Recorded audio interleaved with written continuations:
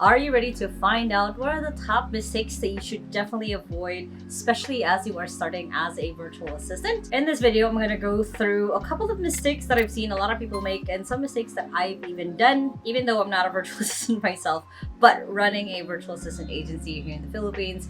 And I'm going to give you guys kind of a good strategy on how to avoid these mistakes. If you have gone through these mistakes, let me know in the comments below and maybe give a few pieces of advice for anyone else who is watching this video. Now, the first mistake I see a lot of people make, especially with Filipino virtual assistants, is becoming a yes person. What I mean by that is that you say yes before you have seeked to understand or before you seek to know a little bit more at least. So what I mean by this is a lot of the time, especially when you are a newer virtual assistant, you've never really worked one-on-one directly with the boss before, there might be a little bit of a want to perform, there might be a little want to impress, and you want to, as much as possible, as you're starting out, especially within the first 90 days of working with your boss or with your client, is you want to have a sense of curiosity. So whenever they're giving you a task, whenever it's a new project or a new outcome that you may have kind of come across if you have experience with a past client or something that you might have not at all, you want to approach it with a sense of curiosity. What I mean by this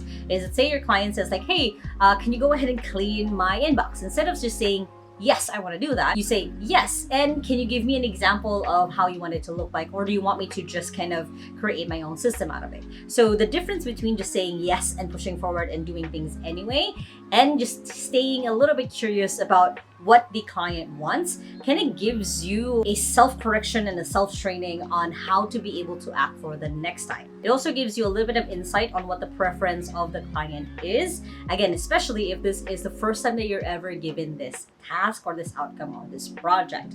So you want to avoid being a yes person because you want to be able to be curious enough to know if the client does a preference, or of course, if there are any already things that they have seen before, or maybe someone that they look up to that they want you to kind of model after. This is also giving yourself permission to be okay with being rejected. If the client says, just figure it out on your own, that's not an insult to you. That means that you just kind of have to figure it on your own.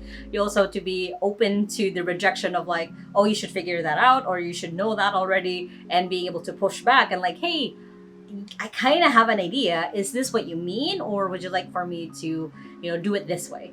That way, there's kind of opening up the communication between you and the client, because a lot of the time they might have assumptions of their own and you will have assumptions on their own. If I say the word jeepney or a Jeep, in the US, they will mean the big cars. If I mean Jeep in the Philippines, it is our public utility vehicle. So that is kind of the reason why you want to have that sense of curiosity and not just be a yes person, especially as you're starting out with your client. The next mistake I do see a lot of people make is disqualifying yourself or themselves, basically, when it comes to their skill.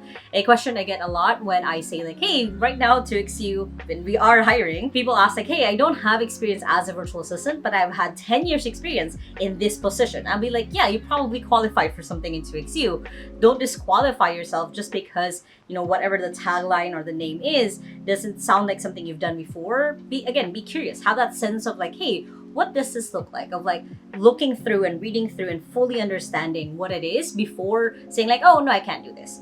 It's again, having that sense of like, what is that? How can I do that? How can I approach that? What videos are there on YouTube that I can watch on learning this? Can I ask ChatGPT to break it down for me so I can understand it a little bit better? So basically the first two kind of comes down to staying curious and not saying yes right away, not saying no right away. It's kind of finding what makes sense as a balance for you and working with your client that makes sense for things moving forward. Next mistake that I see a lot is not setting a routine. And this usually comes with newer virtual assistants or those who have not kind of had a chance to be able to know what their routine should be. And one of the questions that we always ask when we're interviewing possible applicants into 2XU is, what is your morning routine like? Or what is your evening routine like? And the reason why we ask these questions is it gives us an insight of how they take care of themselves, how to reward them and to take care of them once they're into XU. So those are the reasons why we ask those questions.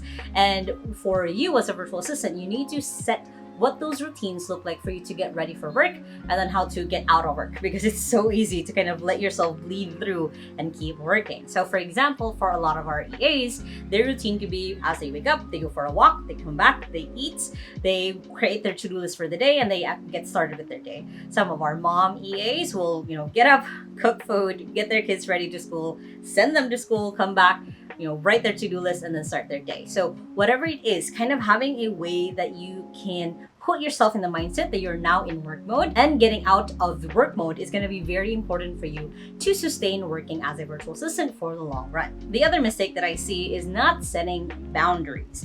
And what I mean by this is this could be boundaries with your family of like, hey, I am working from this time to this time. Please don't bug me. I know I'm just working from home, but that doesn't mean that I can just come out on a whim. Or setting like, hey, I have flexi time on my hours. You might see me going around the house, but that doesn't mean I'm not working. No.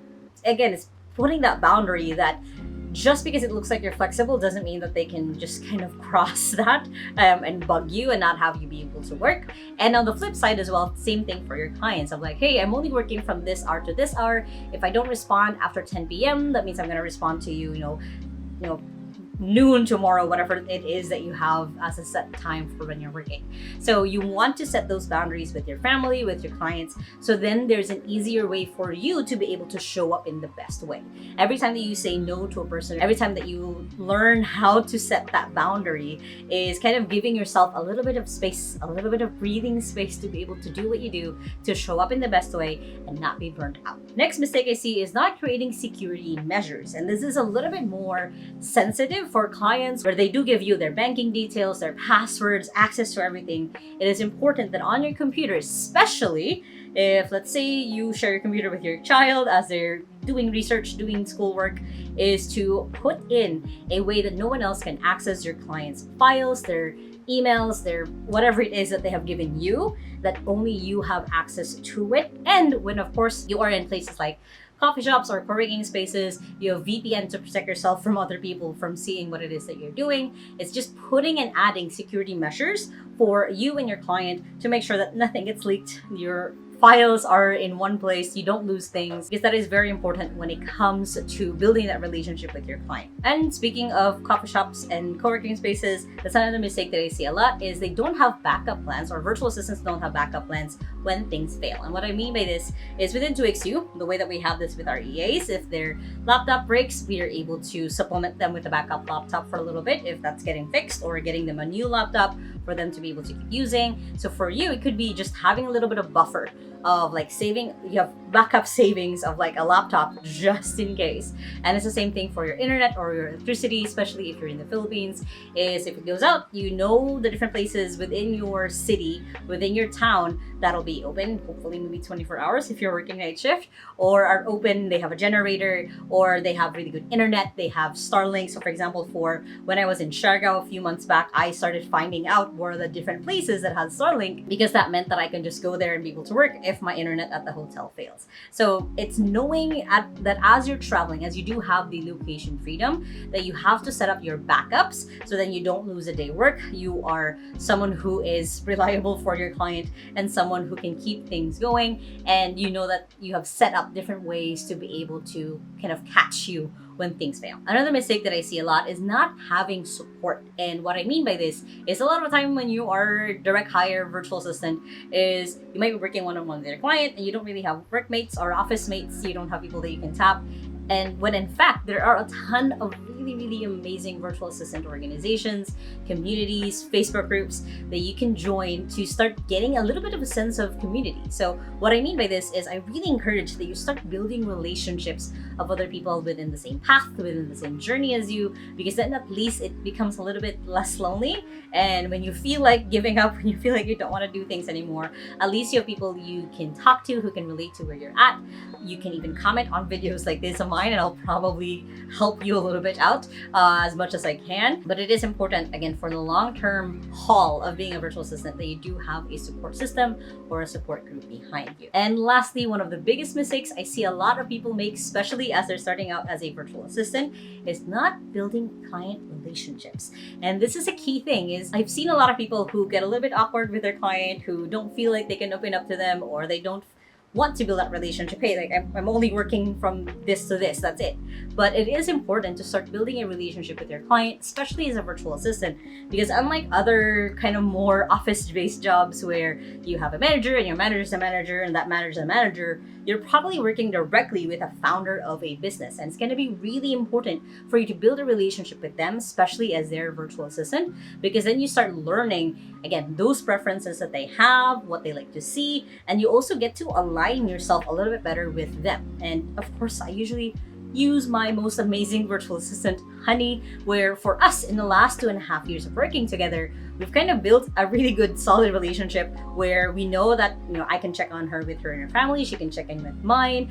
I have set boundaries of what we can talk about or we can't talk about. So we have this almost friendship, but we know it is work friendship, and we have this shared respect towards one another, and we consciously built that. And that's one of the things I actually said to her when she was getting hired. It's like, I want to build this relationship with you. I was very intentional about it. And for a lot of virtual assistants, that could be very scary, could be very wary, what do I share, what do I not share? But it's also keeping in mind that, hey, I'm showing up for you so you can show up for me, and vice versa. So it's building that relationship, so then if something does happen, as a human being, I understand when things happen because that's life. You're able to communicate, and that's not too jarring for your client of like, oh, I didn't even know you were married. I didn't even know you had a kid. So it's communicating and building that relationship. So then behind the scenes, as life happens, as things happen, you can explain things easily with your client, and it's not too much of a shock to them.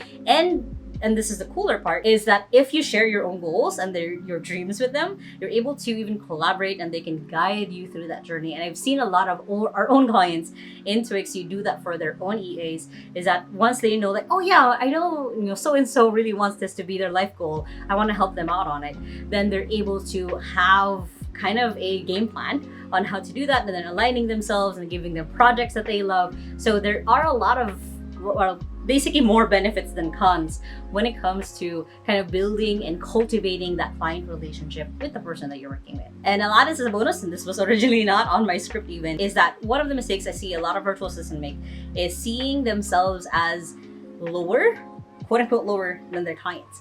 And a lot of the very successful long-term virtual assistant client relationships I've seen is when the VA starts seeing themselves as a partner, as someone who is, their actions, their thoughts, the things that they say, it affects the business, that's the reality of it. Is like, if Honey, for one reason or the other, starts, bad-mouthing an employee or bad-mouthing a client, that'll reflect to everyone else because she's kind of my representative. So that's kind of the reality of it from everyone else's point of view. Like, hey, your virtual assistant is your person. Like, that's the person you talk to the most. That's the person that you relate to the most. You're building a relationship the most. So for you as a virtual assistant, you have to kind of think of that way of like stepping up, of like, my actions, my words, my thoughts affect the business in some way, and I'm owning it, and I see myself as a partner in this business versus just someone who is just, again, a yes person to this client. I'm a person who's building something with my client, and I want to build it with them. So it's kind of a really nice mindset to have, is, again, don't think of yourself as a lower from your client. Your client probably doesn't think that anyway. They need someone to help them with a lot of the workload from the day-to-day from their business. So kind of keep that in mind as you are, again, building that relationship with your client and building yourself up. That's an important thing to kind of keep in mind as you go through this journey. Now, if you guys like this video, make sure to hit the thumbs up button right there. And again, if you are an experienced VA, comment below your mistakes and how people can escape them basically or avoid them. And if you're a newer VA, ask any questions below, and I would love to even feature you in the next video. And if you still haven't yet, make sure to hit the subscribe button right there so you don't miss any of the videos every Sunday and Thursday on how to work from home and how to have a business from home, which you guys can check out this new playlist right here and the latest video right here. Hope you guys have an amazing day, and remember that small steps matters, and we'll see you in the next video. Bye!